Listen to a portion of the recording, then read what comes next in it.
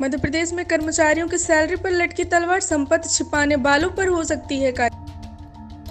भ्रष्टाचार और संपत्ति की गलत जानकारी देने को लेकर मोहन यादव सरकार सख्त रुख अपना रही है। अचल संपत्ति की गलत जानकारी देने वाले कर्मचारियों के खिलाफ कार्यवाही की तैयारी करने जा रही है।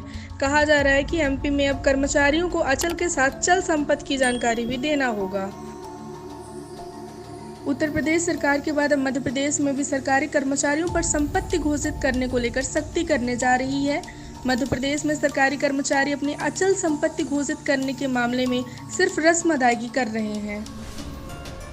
अधिकांश कर्मचारी ईमानदारी से संपत्ति की जानकारी नहीं दे रहे हैं। लोकायुक्त की कार्रवाई के बाद सामने आया है कि कर्मचारियों द्वारा विभाग को संपत्ति की जानकारी ही नहीं दी गई है।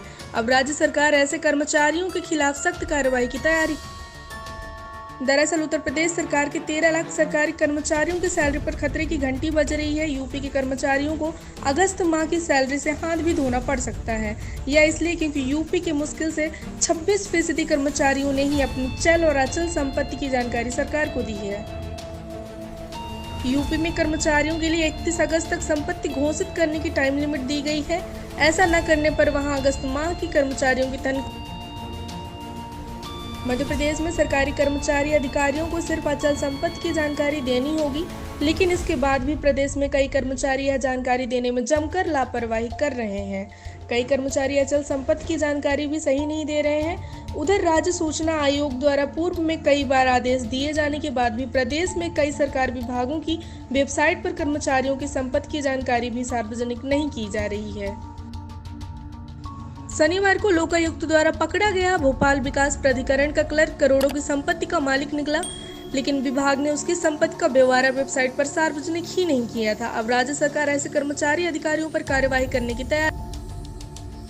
अचल के साथ चल संपत्ति भी पूछे सरकार। उधर रिटायर्ड डीजी सुभाष अत्रे कहते हैं कि प्रदेश में भ्रष्टाचार का ग्राफ कम नहीं हुआ है।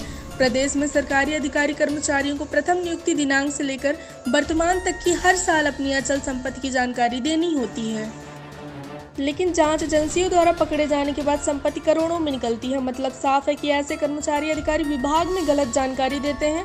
सरकार को कर्मचारी की अचल के साथ चल संपत्ति की जानकारी लेना भी अनिवार्य करना चाहिए। फिलहाल आपकी इस खबर पर क्या राय है, कमेंट सेक्शन में जरूर हमें बताएं।